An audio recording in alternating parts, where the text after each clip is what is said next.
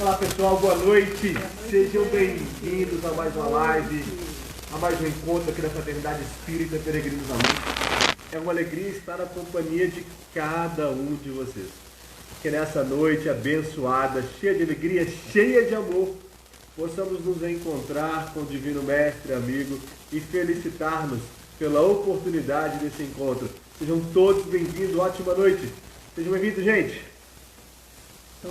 Sejam todos bem-vindos, gente, a mais uma live, a mais um Evangelho no Lar de Peregrinos da Luz.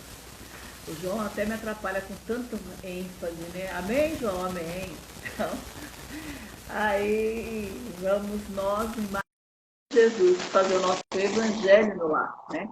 Pegando a nossa água para purificar e unidos numa só vibração, acreditando que o Mestre está no controle de tudo, pois sabemos que somos todos ligados uns aos outros. E mais uma vez a gente agradece pela presença de todos e poder adentrar aos lares. Sejam todos bem-vindos. Boa noite, Ibrahim.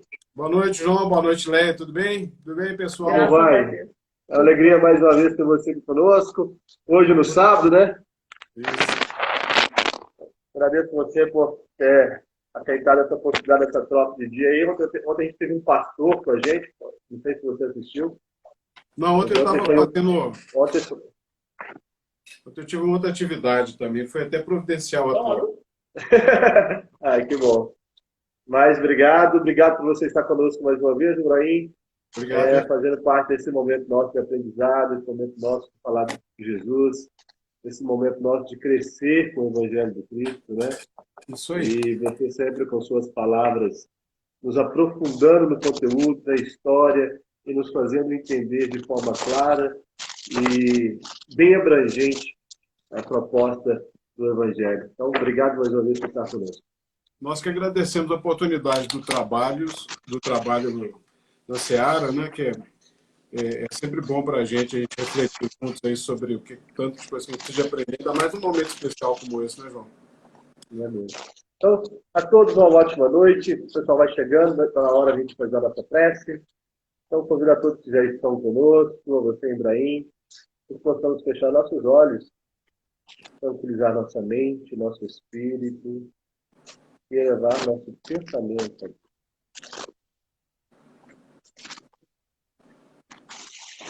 Pai nosso que estás, santificado seja o vosso nome. Venha a nós ao vosso reino e seja feita a vossa vontade, aqui na terra como no céu. Pão nosso de cada dia dá-nos hoje. Perdoai nossas ofensas, assim como nós perdoamos a quem nos tem ofendido. Não nos deixeis cair nas tentações. Livrai-nos de todos os males, pois só vosso reino, poder e justiça, glória para sempre. Agradecemos ao Senhor pela oportunidade, por mais uma noite, nos reunirmos em teu nome, por mais uma noite, refletirmos sobre o teu Evangelho. Agradecemos a tua presença em nossas vidas e, acima de tudo, em nossos corações. Agradecemos a companhia dos amigos e benfeitores espirituais, que em cada lar, conectado conosco, que recebe o teu lenitivo, o teu auxílio e a presença desses mensageiros de amor. Que a tua luz possa ser sentida no coração de cada um desses nossos irmãos, recebendo os fluidos que o Senhor emana sobre cada um deles. Que a paz dos seus lares se faça através da tua palavra, através da tua bênção, através do teu amor. Rogamos também, Mestre amado, em favor da nossa nação, do nosso estado, da nossa cidade, em favor de todos aqueles enfermos pela Covid e pelas demais enfermidades que existem, que estão hospitalizados ou que estão passando pelas suas dificuldades no leito do ar. Que a tua paz esteja com eles fortalecendo-lhes nessa luta oportuna de cada dia, levando-lhes o remédio para a alma, para o espírito. Que nossos governantes tenham a sabedoria de anunciar, tenham a sabedoria de senti-lo, de ouvir as intuições que o Senhor envia a cada um deles para guiar os povos, as nações, a sociedade como um todo. Sabemos o quão difícil é essa tarefa e que eles precisam ter a serenidade que só vem de ti. Acima de tudo, Senhor, abençoe nossos lares, abençoe nossas vidas, nossos corações, tal qual como Salomão, dando a sabedoria para sermos bons. Que assim. Com essa prece, nós damos por aberto o Evangelho da Noite. Fique à vontade, Guarani.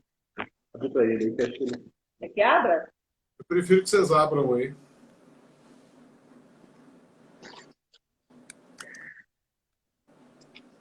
Eu abri na coletânea de prece Pai Nosso. Você quer fazer ou não? Não, né?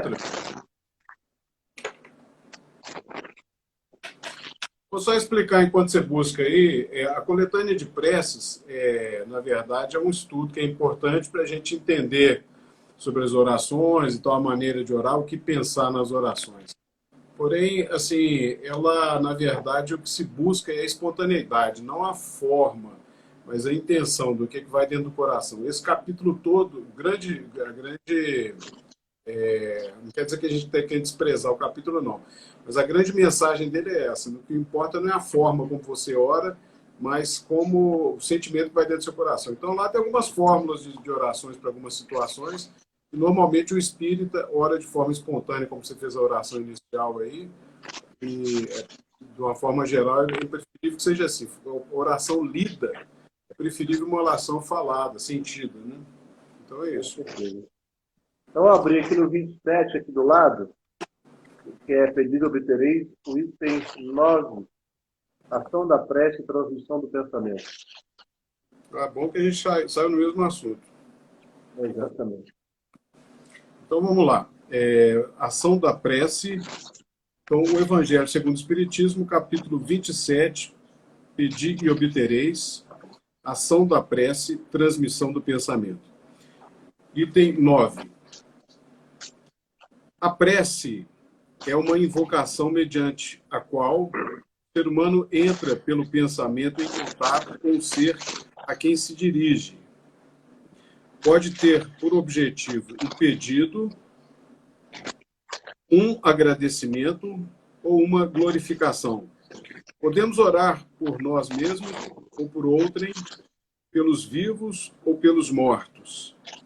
As preces feitas a Deus ocultam-nas os espíritos incumbidos da execução de suas vontades. As que se dirigem aos bons espíritos são reportadas a Deus. Quando alguém ora a outros seres que não a Deus, falo recorrendo a intermediários, a intercessores, porquanto nada sucede sem a vontade de Deus. Antes da gente ir para frente, eu não sei o que está acontecendo, mas está dando muito ruído na transmissão. Vocês estão com algum problema aí no plug? Alguma coisa? Não, nosso não dá ruído não. Deixa eu ver aqui. Vou cortar aqui as conexões.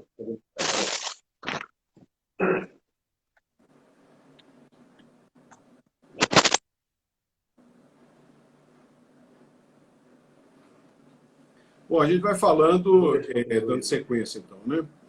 Tudo certo, hein? Melhorou? Melhorou, parou. Estava dando muito ruído, parou. Continua o ruído, Ibrahim? Parou. Parou? Eu apertei as conexões aqui, podia ser... Não está bem encaixado. Bom,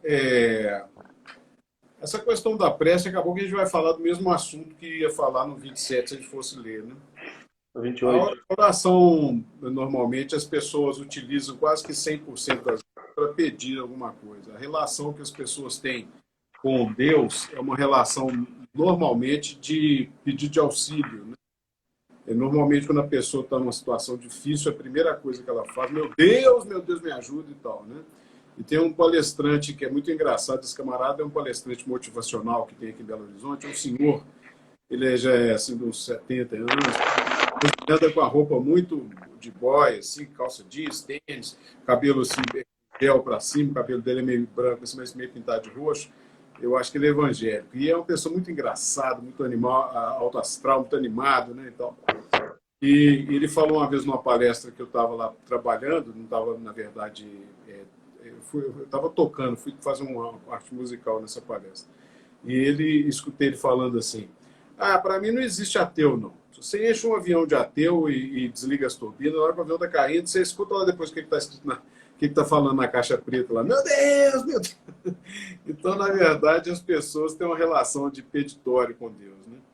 Mas, normalmente, quando foi perguntado, né, o que Jesus, o que se pensa da prece, né? É exatamente isso que a espiritualidade fala, os três aspectos: pedir, agradecer e louvar. Dentro do espiritismo, não existe muito hábito de louvor a Deus. Você vê que no evangelismo, por exemplo, existe ministro de louvor, existe equipe de louvor. E dentro da Igreja Católica, louva-se a Deus. Mas no espiritismo não é muito hábito, não. No espiritismo, normalmente é agradecimento e peditório, né? Louvor não é muito normal dentro do espiritismo. Agora, quando a gente ora a oração do Pai Nosso, às vezes as pessoas não percebem, mas existe louvor no início e no final. No início, quando você fala assim, Pai Nosso que estais nos céus, isso é um louvor, né? Colocando o Deus Criador, a inteligência suprema, numa condição muito superior a nós, né?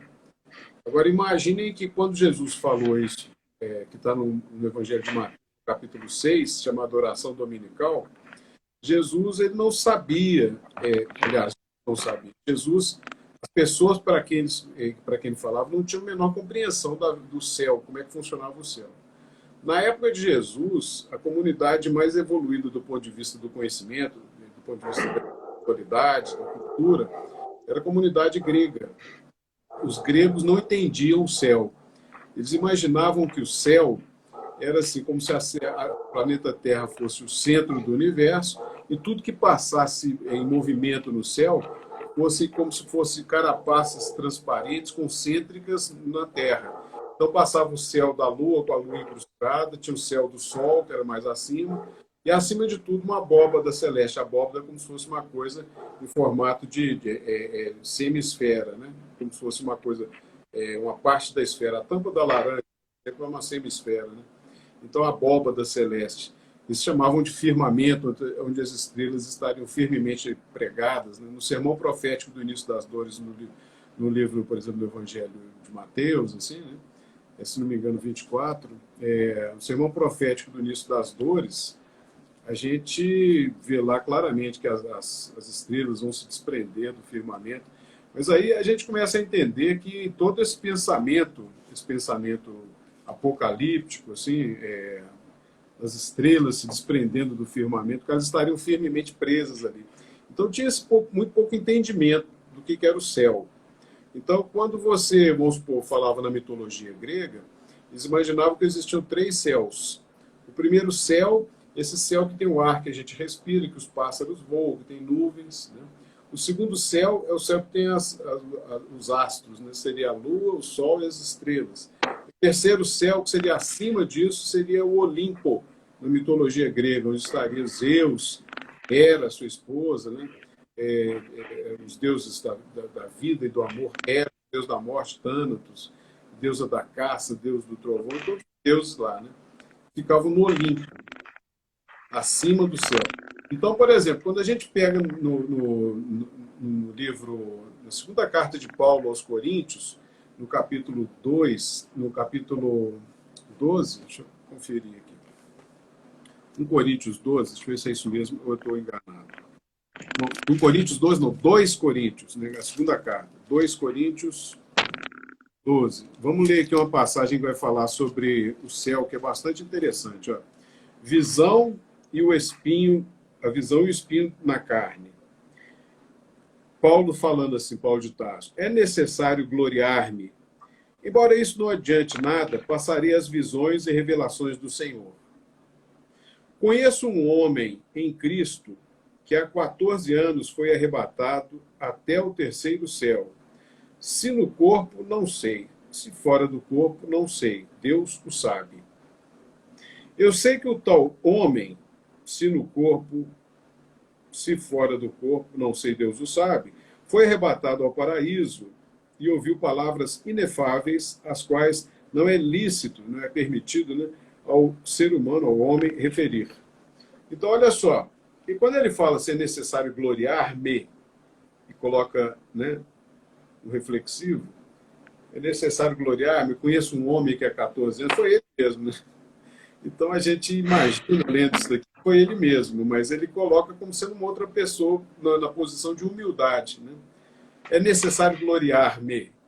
Embora isso não adiante de nada, então passaria as visões e revelações do Senhor. Aí ele conta o caso de um desdobramento até a psicosfera do planeta Terra, onde ele teria contato com espíritos, né?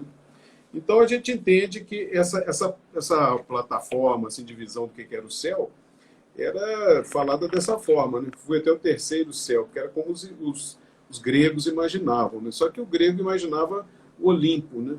Já o povo judeu imaginava a morada de Abraão, né? O patriarca das religiões monoteístas, né? Judaísmo, islamismo, cristianismo. Então acreditava-se que esse terceiro céu seria lá, né? Quando, vamos supor, Jesus tem aquela passagem de Lázaro, não aquele Lázaro que ele fez voltar ao corpo físico, né? Que estava com catalepsia, né? Uma morte aparente, Jesus faz ele voltar, né? Mas aquele Lázaro, o mendigo, que vivia na porta da casa de um milionário, que os dois morrem, né? E ele vivia lá comendo as migalhas que caíam da mesa do milionário. Aí quando chega na vida espiritual, o milionário estaria numa situação muito ruim espiritualmente, enquanto esse mendigo estaria lá no seio de Abraão. Todo mundo deve lembrar dessa passagem. Então, quando você pega essa passagem, você percebe que esse milionário vira e fala assim, lá de baixo da situação que ele está, Abraão, pede a Lázaro que molhe a mão na água e venha aqui molhar meus lábios, que eu tenho sede. Abraão falou assim, mas espera aí, de onde você está e de onde nós estamos, existe um abismo que nos separa. Não, então pede para que Lázaro apareça lá para os meus parentes, para que eles não caiam aqui onde eu caí. Mas peraí, entre onde vocês, seus pais e seus parentes têm a Moisés, que eles ouçam a Moisés. Não vai ser Lázaro aparecer para eles, não vai ser um fenômeno, um espírito aparecer, que eles podem se convencer, mas eles não vão se converter necessariamente. Né? Então a gente começa a perceber nessas situações a maneira como eles pensavam o céu. Né? O seio de Abraão, no caso da mitologia grega, o Olimpo, né? dos deuses do Olimpo, né? O irmão de Zeus, Hades ou Hadés para alguns, que viveria debaixo da terra, né? Onde ficaria o reino dos mortos. Quem é bom vai para os campos elíseos, quem é ruim vai para o Tártaro. Né? E então a gente começa a entender como é que era o pensamento que vinha, o arcabouço do pensamento, mas quando você fala do cristianismo, Jesus falando, o povo lá imaginava o seio de Abraão. Quando ele vai falar para o Deus de Jesus, sendo diferente do Deus do Antigo Testamento, que no Antigo Testamento a gente já falou aqui em outras lives que, na verdade, o Deus do Antigo Testamento era como se fosse um general espiritual. As pessoas tinham profundo medo dele, temor a Deus. É tanto que muitos de nós que viemos da Igreja Católica Apostólica Romana, que eu particularmente, não sei vocês, né? Mas assim, o próprio Allan Kardec, Chico Xavier, todos passaram pelo catolicismo, e a maioria dos espíritas brasileiros, poucos vieram de lares espíritas, né? A gente, quase todos nós, passamos dentro da Igreja Católica e a gente via a avó da gente, o avô, a mãe, falando assim, eu sou temente a Deus. Esse temor de Deus é que a gente fala do Deus do Antigo Testamento, né? Que é para meter medo mesmo. A gente lembrou aqui no finalzinho dos 10 mandamentos, em Êxodo, capítulo 20, e tem em Deuteronômio, capítulo 5 também, mas o que a gente vai comentar está no Êxodo, capítulo 20. Depois, antes de você continuar aí, lembrando aqui que você falou aí, ser católico, né? Eu nasci em berço espírita, né? Mas meu pai sempre me falava que quando me perguntasse na rua qual era a minha religião, era para falar que eu era católico, apostólico ou romano. Tá vendo? Desde pequeno eu frequentava centro espírita com minha mãe, né? E te fazia culto lá. Mas se alguém perguntasse, era católico, apostólico ou romano. Ele não queria que você... Era o preconceito que existia naquela época, né? De se nomear espírita. Tem um grupo de 3 senhoras muito bacanas aqui em Belo Horizonte, dentro do Espiritismo, Eneida, né? Enilda, irmã dela, e a outra que me faltou o nome aqui agora, que eram tarefeiras lá na Casa Espírita que eu frequentava, né? No grupo Sheila. Elas são de uma cidade do interior. E ela comentava que o padre dessa cidade do interior, quando ele falava a respeito do demônio, ele falava assim, olha, os nomes do demônio são demônio, capeta, Allan Kardec, Satanás. coisa ruim. Então ele falava assim, então quando a Eneida, que era Enilda, e as duas irmãs, né, que frequentam, são, se não me engano, Maria Célia e Eneida, lá no grupo Sheila, são grandes tarefeiras lá, e Enilda é uma palestrante fantástica, animada, grandiosa e tal. Eu, quando comecei a estudar a doutrina espírita, eu me espelhava muito nela, assim, no ânimo dela, fazendo palestra, como uma coisa, parecia um vulcão, a mulher. Então, assim, ela falava assim que quando elas passavam na cidade do interior que elas moravam, as pessoas faziam o nome do pai quando elas passavam.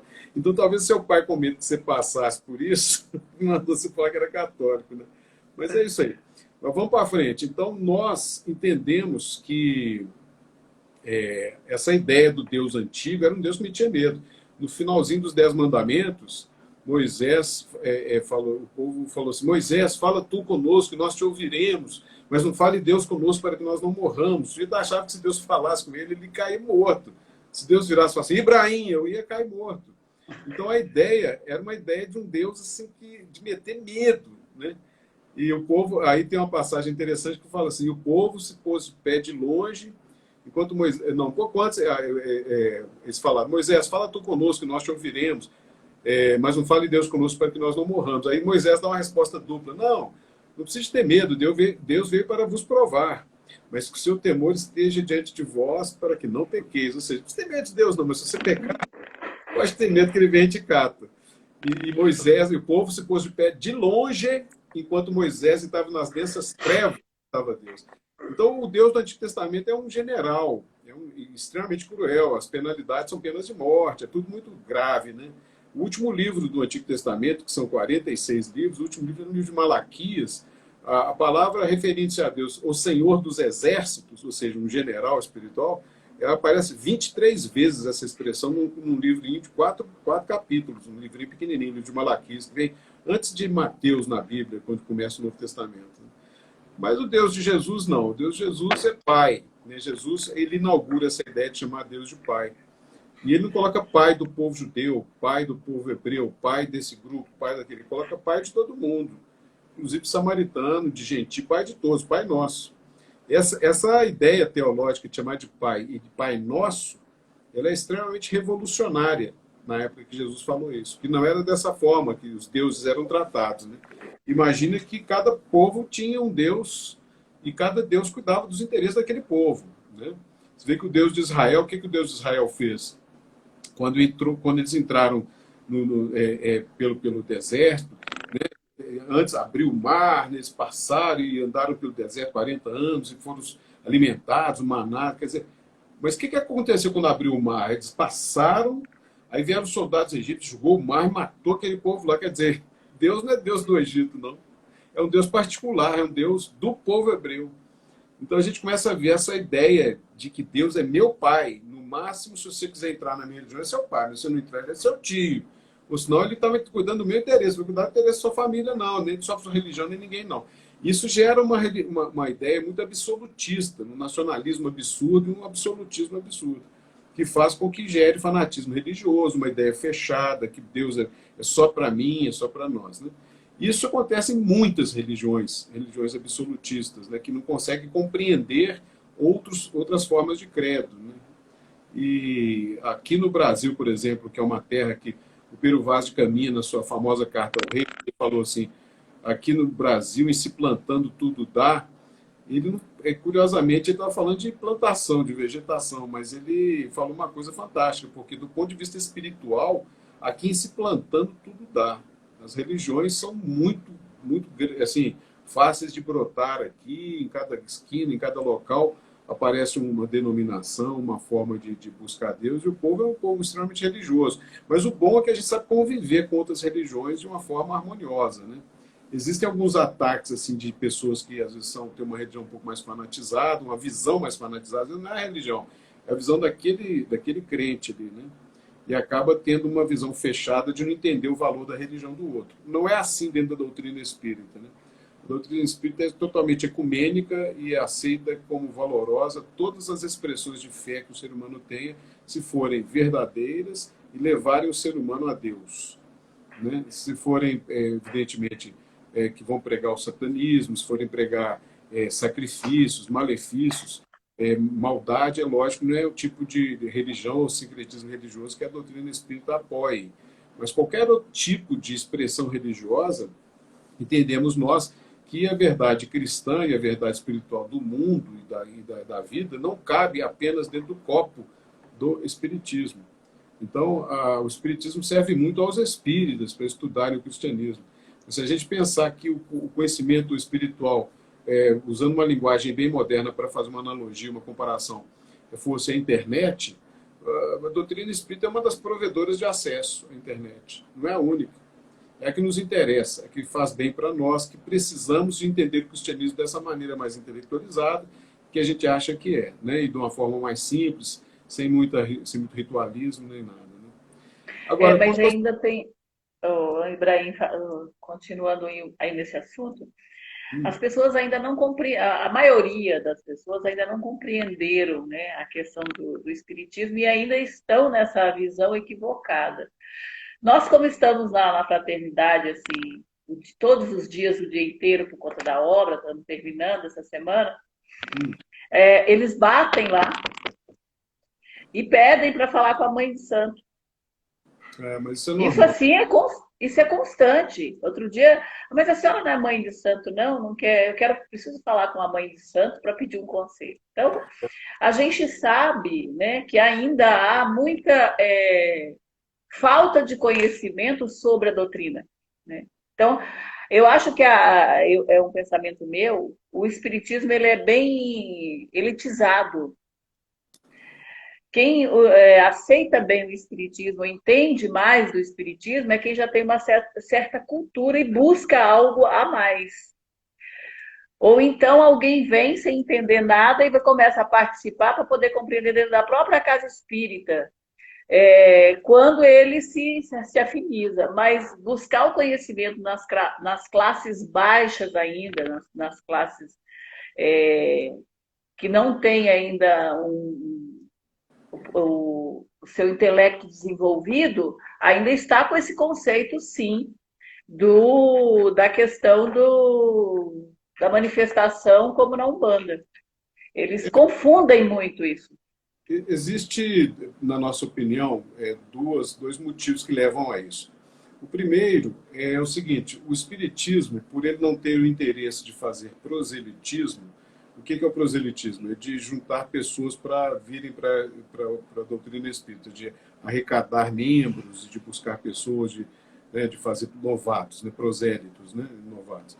Como o espiritismo não tem menor interesse nisso, o espiritismo se propagandeia pouco e divulga pouco a sua doutrina. E uma das maiores caridades que a gente tem para com a doutrina espírita é a divulgação da doutrina espírita. E a grande parte dos espíritas não sabem divulgar a doutrina espírita e não entendem a importância da divulgação da doutrina espírita. Muitos espíritas, às vezes são espíritas por 2, 3 décadas, né? Às vezes até mais, e ainda continuam católicos. Ainda não tem a coragem de falar eu sou espírita ou espiritista. Né? Não tem essa. Quando te pergunta qual é a sua religião, ele ainda dá aquela...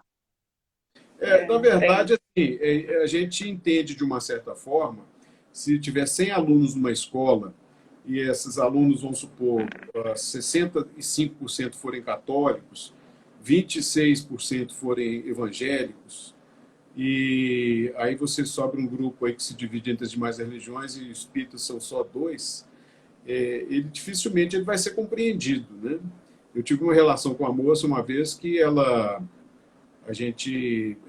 filhinha dela, na época, hoje é uma moça de 20 e poucos anos, ela ficava assim, meio assim, com medo de falar na escola que ela era espírita. Então ela pediu para frequentar o catecismo na igreja que tinha lá perto da casa dela. E ela chegou a frequentar a evangelização infantil durante muito tempo, lá no grupo Sheila, mas ela se sentia mal quando ela falava que ela é espírita e tinha que ficar explicando na escola.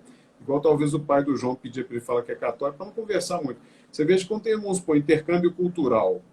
Aí tem intercâmbio cultural nos Estados Unidos. O marido de uma das minhas irmãs, ele foi um tempo fazer intercâmbio cultural na juventude lá, e ele falou que na faculdade, na escola que ele estava estudando, tinha um chinês.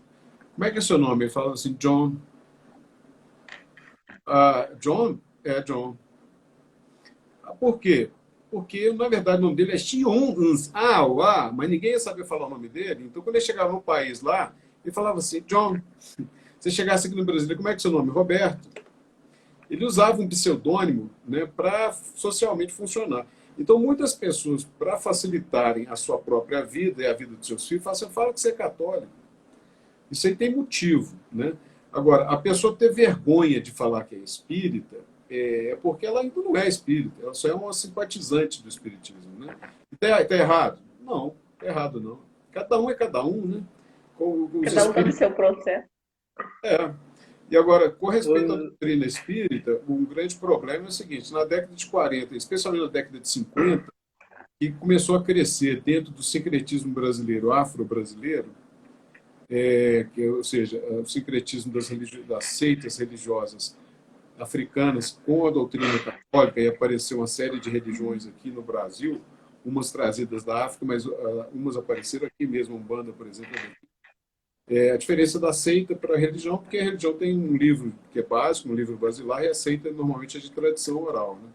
Uma geração vai passando para outros costumes, né, os valores, as crenças e tal. Então, na década de 50, foi permitido aos umbandistas de falarem que eram espíritas umbandistas. Isso gerou uma confusão na cabeça do povo que até hoje não foi solucionada. Mas isso aí é de fácil solução a gente explicar. Não, o espiritismo vem da França, Allan Kardec foi quem codificou. O espiritismo, por exemplo, para quem não conhece muito, os livros que o Chico Xavier recebe mediunicamente são livros espíritas e tal, e é a maneira que a gente tem que fazer mesmo, porque a maioria das pessoas dentro do espiritismo não sabe fazer bem a propaganda da doutrina, não sabe explicar bem. E fica meio chateado quando as pessoas não entendem. Por exemplo, no caso, eu sei que você não está chateado se alguém perguntar cadê a mãe. Não, né, pô? Mas assim, tem muita gente que fica, né? Na verdade, imagina, minha loja não está vendendo propaganda do seu produto. Não, não vende. Então, se você não propagandeia, não divulga a doutrina espírita, as pessoas não vão entender, né? Mas voltando... Você falou aí sobre a nossa raiz católica, e hoje eu estava conversando com a Laís um pouco até sobre isso, né? Você falou até de uma pessoa que às vezes tem 30, 40, 4 décadas de espiritismo e ainda é católico, né? E aí ontem nós tivemos um pastor na live e eu estava comparando a nossa divulgação com a palestra do padre. A palestra do padre a gente falou uma semana, a palestra do pastor, nem colocar lá que é pastor na divulgação, a gente colocou. Né? A gente não, ele. Mas... Aí, quando é para ele fala que sou eu, tá, Ibrainha? Mas não, aí, ele. Essa reflexão vai ser... Mas essa reflexão... Filho feio tem pai, não, né? Filho feio. Exatamente. Mas a reflexão que eu estava fazendo hoje, que mesmo que de forma inconsciente, há o nosso preconceito, há a nossa raiz católica, o nosso tradicionalismo ainda, aí, essa raiz tão persistente, né? Ali, né? Mesmo que eu não tenha colocado lá pastor, mas a Leia todo dia falava, amanhã a gente vai ter o padre, dia tal a gente vai ter o padre, né? A dia nenhuma falou, sexta-feira a gente vai ter o pastor, né? A gente não trouxe essa divulgação da mesma forma que a gente fez o padre. E aí, hoje, fazendo essa análise, o quanto que, de certa forma, essa raiz católica, esse preconceito ainda, ele existe, mesmo que a gente queira dizer que não, ele parece mascarado, né? E aí, hoje, a gente fazendo essa análise, percebemos isso. O quanto foi diferente ao nós dizer que teríamos um padre e a dificuldade nossa de dizer que teríamos um pastor para falar com a gente. A verdade, assim, quase nós todos ainda temos muita deficiência, né? O cristianismo ele demonstra para a gente que a Bíblia toda, né? Ela é de pessoas imperfeitas, né? Se você vê, assim, por exemplo, a primeira família que tem na Bíblia tem um assassinato, né? Caim matou Abel. A família de Jesus, os irmãos dele não aceitavam Jesus, né? O mais importante do Antigo Testamento, Moisés mata um homem, né? João Batista, quando era Elias, encarnação que ele era Elias, mandou matar 450 sacerdotes de Baal no lado de Rom. Então, a gente começa a perceber que as histórias bíblicas são de pessoas imperfeitas, né? E nós continuamos ainda imperfeitos, né? Não quer dizer que dentro da doutrina espírita, que às vezes nos dá esclarecimento sobre uma série de coisas dentro do pensamento cristão, não significa de forma nenhuma que a gente tem algum tipo de perfeição. Talvez que a gente tenha um pouco mais de entendimento, né, dentro da nossa forma de pensar, porque dentro da forma de pensar de outras doutrinas cristãs, a gente está em erro. E a gente tem que admitir que é isso mesmo e vamos para frente, né, com bastante humildade, a gente olhando, tentando encarar as pessoas, mesmo que elas nos encarem com preconceito, não fazer isso para com elas, né? E seguimos em frente. Essa passagem do item 9, quando fala da prece, a gente repara que vamos supor, a oração que o próprio Cristo nos ensinou, ele que inaugura essa ideia de Deus como Pai, ele começa num louvor: Pai nosso que estais nos céus, né? Ou seja, acima do ser humano. Santificado seja o vosso nome, isso aí é louvor. Agora, quando fala venha a nós o vosso reino, já é pedido, né? Que venha a nós o vosso reino, né?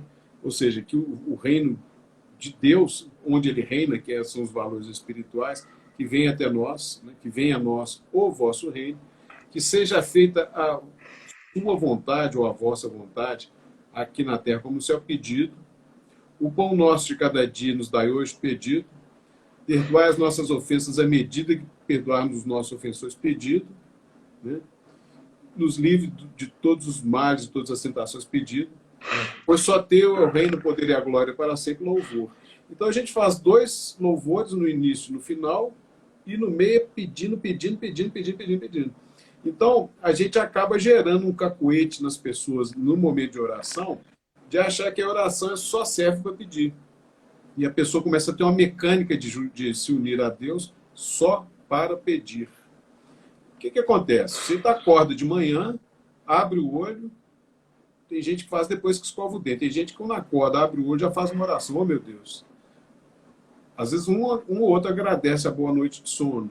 Agradece a casa, agradece que não está contaminado pela Covid. Tem um ou outro que agradece. Mas a maioria pede. Meu Deus, que eu tenha um bom dia. Protege minha família, protege minha esposa, meu companheiro, minha companheira, meus filhos. Protege minha família. Que a gente consiga isso aqui. Começa a pedir. Então a gente começa num peditório de manhã. Se a gente tem qualquer tipo de dificuldade durante o dia, meu Deus, me ajuda aqui, meu Deus, me ajuda. E quando a gente vai dormir, meu Deus, me deu uma boa noite de sono. Então a gente, às vezes, tem toda a relação. Quando a pessoa faz oração, porque normalmente as orações são feitas em momento de dor, quando a pessoa faz algum tipo de oração, é muito comum que ela esteja pedindo. Há pessoas que são gratas que conseguem agradecer também, né? Agradecer companheiro, esposa, os filhos, os cachorrinhos, agradecer os animais de estimação, agradecer parente, família, amigo, agradecer a casa que tem, a profissão, tudo. Tem gente que agradece, né? Agora, dentro do Espiritismo, não existe um estímulo ao louvor. O Espiritismo é uma religião extremamente reflexiva, é uma religião que as pessoas fazem orações íntimas, fazem muitas leituras, refletem sobre as suas leituras e buscam fazer caridade, se organizam para a prática da caridade, tanto espiritual, na reunião mediúnica, nos passes, né? Como visitação a enfermos, como implantação do culto cristão no lar, nos diversos lares, como também o Espiritismo ele é um local para se estudar, se organizar a mente e o entendimento para a prática da caridade. Então é muito comum que as pessoas não entendam que tem que louvar a Deus. Dificilmente você vai ver um espírita chegando, oh meu Deus, oh Senhor do universo, que tudo aqui é seu e tal, escrever no carro, esse carro pertence a Jesus. Dificilmente você vai ver um espírita louvando, né? E é aqui, segundo essa passagem no item 9, as expressões de louvor. Entendendo que, do ponto de vista prático, o planeta Terra é um dos 4 pequenos planetas do Sistema Solar, que tem 8 planetas, né? Mercúrio, Vênus, Terra e Marte são os planetas rochosos, e os planetas gasosos, Júpiter, Saturno, Urano e Netuno. Plutão já não é mais planeta do Sistema Solar desde 2005, desceu a categoria de planetóide. Foi descoberto em 1930. Plutão é muito pequenininho, o corpo de Plutão é menor do que a nossa Lua do planeta Terra. E ele tem uma lua quase do tamanho dele, chamada Caronte, né? Fica fora da órbita de Urano e Netuno, né? São planetas gigantes, líquidos, né? A gente fala gasoso, mas você nadaria em Júpiter, Saturno, Urano e Netuno. Aí, o Sistema Solar ele é um Sol de quinta grandeza, né? Que o pessoal acha que lá está pegando fogo, um dia vai acabar aquele fogo lá, porque quando eu vejo uma fogueira, a lenha acaba, mas lá não é fogo, não. Lá é fusão, né? É a fusão de dois duas moléculas de hidrogênio, dá essa fusão da molécula de hélio e acontece aquela incandescência, que não tem nada a ver com pegando fogo. Não é pegando fogo como a gente pega fogo aqui, as coisas têm combustão, precisa de um carburante, precisa de alguma coisa pegando fogo e tem oxigênio que está queimando. Não é o caso de lá. Mas essa estrela ela tem um tempo de duração, né? E ela é pequenininha. Estrelas outras comparadas ao nosso Sol, se a gente pegar o Aldebaran, tira o Sol e coloca no lugar Aldebaran, que é uma estrela gigante vermelha, ela passa do tamanho do Sol, passa da órbita de Mercúrio, de Vênus, passa da órbita da Terra e chega na órbita de Marte. Só o Sol. A gente entendeu o tamanho. Então, quer dizer, a gente mora num planeta pequeno, num sistema solar pequeno, num dos braços da Via Láctea, que é uma galáxia não tão grande. Existem outras galáxias maiores, estudadas, catalogadas. E a gente não tem nada de especial, mas, curiosamente, Deus se interessa por cada um dos seres humanos que tem no universo. Né? Pai nosso que estás nos céus, é porque ele está tomando conta de tudo que existe aí. Mas aqui perto da gente, quem gerencia, quem organiza o planeta Terra, independentemente de terem feito religião ou não para ele, é Jesus Cristo, o espírito mais evoluído que faz isso, essa organização do planeta Terra. Então, o Cristo, ele é a representação, o porta-voz de Deus aqui perto de nós. Lembrando que existem espíritos em cada morada espiritual. Em João capítulo 14, no Evangelho de João, na Bíblia, no capítulo 14, Jesus fala assim: não se turbe o vosso coração, crede em Deus, mas crede também em mim. Há muitas moradas na casa de meu Pai, se assim não fosse, eu já vou teria dito. Uma das formas de falar a palavra morada na Bíblia é gente, nós somos uma morada espiritual. Outras são as circunstâncias que a pessoa está no plano espiritual, como Paulo vai ao terceiro céu, né, uma região na psicosfera do planeta, e outra que o planeta é uma morada, e que existem diversos planetas no universo gigantesco que existe. É o pensamento dos cosmólogos que estudam o universo hoje, é que existem vários universos paralelos ao que a gente vive. O que a gente vive, a gente não consegue ver tudo, imagina, ainda tem outros. Né? Imagina o tanto de trabalho que Deus tem. Deus ele vai cuidar de você especificamente? Não. Existem espíritos que vão cuidar da sua vida. Então, essas orações aqui, mesmo que você fala para Deus, existem espíritos que vão cuidar disso daí. E dentro do seu merecimento, você vai receber ou não. Né? Muitas vezes a gente pede coisas que têm a ver com caprichos nossos, com vícios, e Deus não nos dá, através dos espíritos, que são trabalhadores de Jesus Cristo, ele não nos dá o que a gente pede às vezes, ele nos dá o que a gente precisa. Acontece que você pede o A, eu quero aquilo, que é seu luxo, seu capricho, e aí depois ele te dá B. Aí você fica meio chateado, mas às vezes é que você precisa de B. Né? Então... A gente pode pensar como um gestor de uma multinacional, né, Ibrahim? Uma mega empresa internacional, da qual o grande CEO você não vai ter contato com ele. Você pode chegar até o gerente ali, o último gerente ali, né, o último diretor executivo. Mas o CEO mesmo, o acesso é muito difícil. Então, vai primeiro chegar, quando você chega lá na empresa, você vai chegar na secretaria. A secretaria vai ligar lá e vai ver com o gerente se o fulano tal está para atender. Se ele não puder atender, ele vai encaminhar para um outro gerente. Que aí no diálogo pode ver se tem um horário com o diretor e por aí vai. Né? Mas para você chegar no CEO, só vamos pegar aí, são muitos degraus para subir, né, nessa instituição. Agora, cada degrau desse que a gente sobe, a gente chegaria no máximo até a Jesus. Mas a gente deve entender que Jesus é um espírito tão mais evoluído do que nós não conseguimos chegar próximo dele. Né? Muito menos que ele continua evoluindo também, né, Ibrahim? Ele continua evoluindo. Jesus é o guia do planeta Terra, tem o guia do sistema solar, tem o guia da Via Láctea. Né? Então, os espíritos a gente acha que a pessoa chega ao estado crístico, né, e para de evoluir. Não, o estado crístico é pegar o ápice da evolução, mas aí você tem a evolução dos cristos. Podemos colocar dessa forma. Muito acima. Mas o interessante é que tudo funciona dentro da vontade de Deus, mas não que Deus venha aqui fazer a vontade dele. Existe um mecanismo de funcionamento natural do universo, as leis que regem o universo. E a lei mais forte de todas é a lei de causa e efeito. Tudo que a gente faz, a gente recebe. Tudo que a gente planta, a gente colhe. Né? E a gente acaba, quando entende isso, começa a viver a vida de uma forma melhor. Né? A gente vai passar para o Jesus no Lar agora? Como é que funcionamos aí? Vamos sim. Falta 15 minutinhos, exatos 15 minutos. 45 minutos. Abri aqui na lição 44. Jesus no Lar. Francisco Cândido Xavier, pelo espírito de Ney Lúcio. Lição 44. Discorriam os discípulos entre si sobre as coisas essenciais ao bem-estar, quando o Senhor, assumindo a direção dos pensamentos em dissonância, acrescentou: é indispensável que a criatura entenda a própria felicidade para que não se transforme ao perdê-la em triste fantasma da lamentação. Longe das verdades mais simples da natureza, mergulha-se o homem na onda pesada de fanatismos, de fantasiosos artifícios, exterminando o tempo e a vida por meio da inquietação desnecessária. E como quem recordava um incidente adequado ao assunto, interrompeu-se por algum instante e retomou a palavra comentando. Ilustre dama romana, em companhia de um filhinho de 5 anos, dirigia a cidade dos Césares para Esmirna, em luxuosa galera de sua pátria.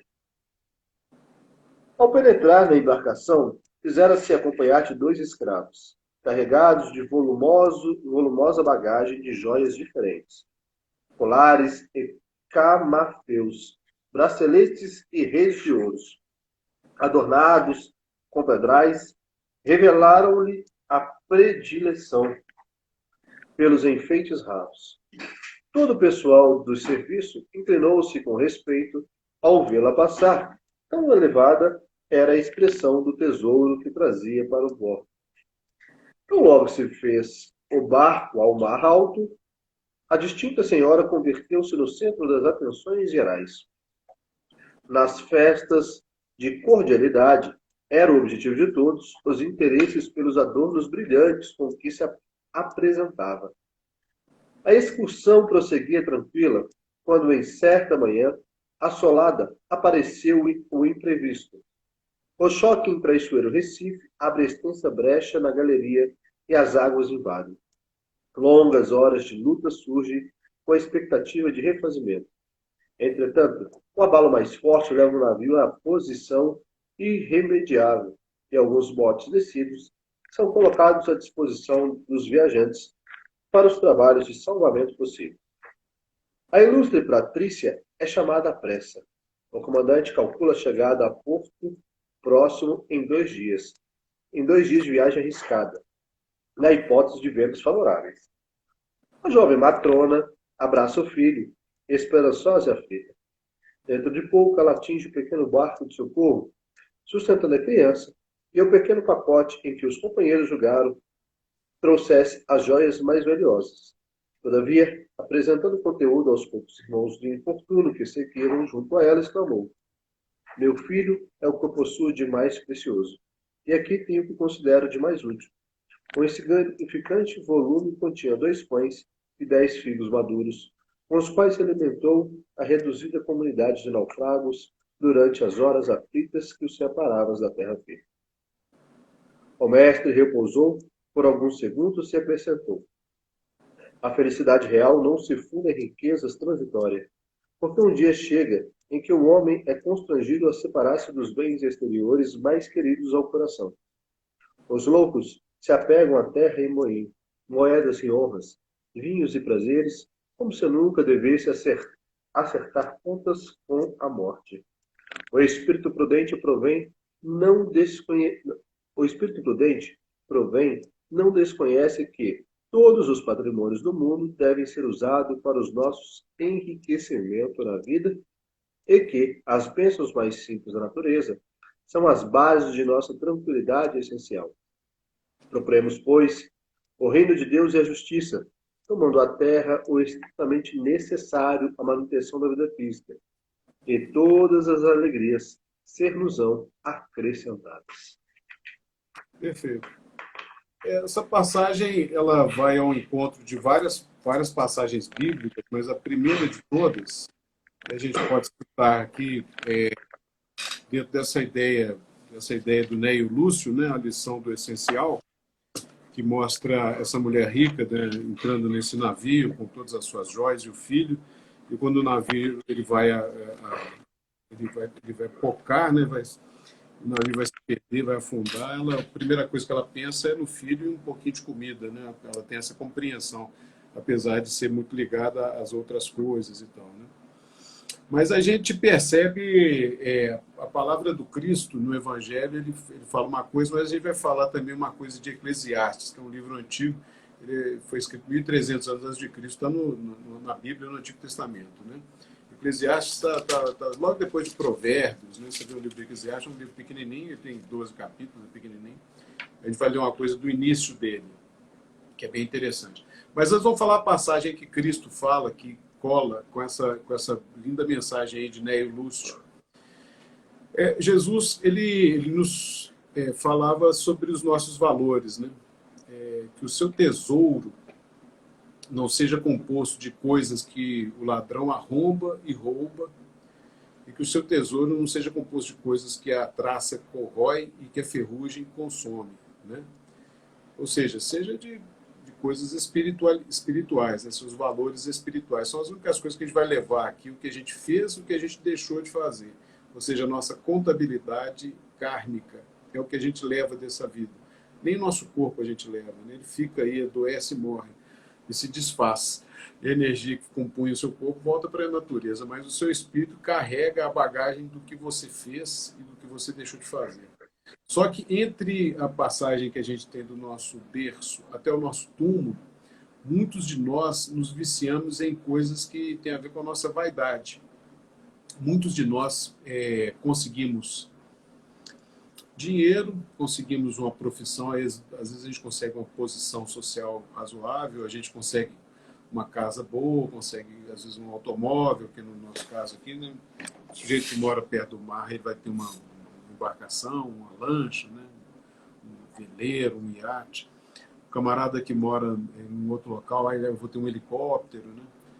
Então aí vai ao limite do que o dinheiro dele consegue comprar. Às vezes ele tem uma coleção de carros, né? O sujeito às vezes ser um jogador de futebol muito bem remunerado, vem de uma família muito humilde, aí começa a ganhar um dinheiro que ele nunca imaginou na vida e começa a usufruir daqui de uma forma. Mas há pessoas que não perdem, mesmo estando na condição de viver muito luxo e ter valores materiais, não perde o essencial. É o que ele demonstra aí. Ele demonstra uma boa prática de compreensão do que é essencial, né? Existem pessoas que não. Tem pessoas que... 5 minutos, né? Tem pessoas que são totalmente presas na questão da vaidade, dos títulos que ela obteve na faculdade, do que ela conseguiu amealhar de coisa material, e começa a se relacionar o tempo inteiro com as pessoas demonstrando isso.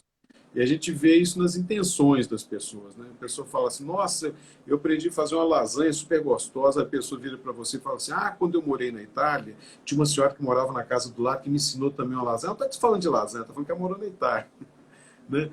Ou senão você trabalha numa loja vendendo utensílios domésticos, você fala, isso aqui é para espremer limão. Aí vira uma turma, minha filha mora na Europa, fala que o limão lá não tem nem um pouco de suco. Ela não está falando do limão, ela está falando que a filha mora na Europa. Então a gente começa a perceber as vaidades que as pessoas têm. E Eclesiastes começa assim, o livro de Eclesiastes, capítulo 1, versículo 1. Palavras do pregador, filho de Davi, rei em Jerusalém. Vaidade de vaidades, diz o pregador. Vaidade de vaidades, tudo é vaidade.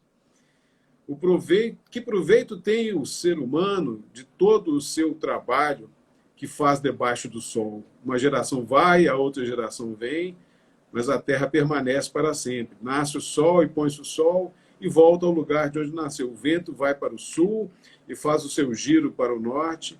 Continuamente vai girando o vento e volta fazendo os seus círculos. Ele está falando sobre assim, a sequência das coisas, que a Terra, a vida é enfadonha, tudo é igual, tudo é igual, tudo é igual, mas o ser humano é profundamente vaidoso e não percebe que o quanto ele se perde em enlaçar-se com a sua própria vaidade, né? Agora, quando a pessoa entende o que é o essencial, mesmo ela tendo muito dinheiro, ela tendo joias, ela tendo bastante coisa, ela percebe o que é o essencial. Para nós, dentro do Espiritismo, a nossa compreensão é que o essencial é se você consegue dividir o que você tem materialmente. Você imagina, no planeta Terra tem 7 bilhões e meio de seres humanos reencarnados. Diariamente, tem 7 bilhões e meio de pães. Mas por que aquele ali está com fome? Porque na casa daquele ali tem 2 pães e o outro não tem um para comer. Por isso que tem um bairro rico, um bairro pobre, um país rico, um país pobre, um estado do país rico, outro pobre. Por isso que tem uma opulência na Europa e tem uma tristeza no país, assim, Botsuana, Somália, Etiópia, né? Então, o essencial é quando a gente entende como um vírus desse que apareceu aí, quem é pobre, quem é rico, todo mundo é igual para o vírus, quem tem título, quem não tem, mata o presidente de um Banco Santander, né? Então, o presidente do nosso país está com o vírus. Então, a gente percebe que nós todos somos iguais. E o essencial, a gente entender essa igualdade, ser tolerante e poder dividir um pouco o que a gente tem do material nesse momento de pandemia. Então, é isso. Muito obrigado. Obrigada, Ibrahim. Muito bom. Eu falei para o João que eu não vi nem a hora para passar. Quando eu vi, já faltava só 15 minutos. Falei, nossa, hoje, ó, voou. Mais uma vez, as reflexões profundas para a gente, que a gente possa compreender na nossa vida aquilo que é essencial, né? E os valores também da oração, como você falou também no Evangelho, né?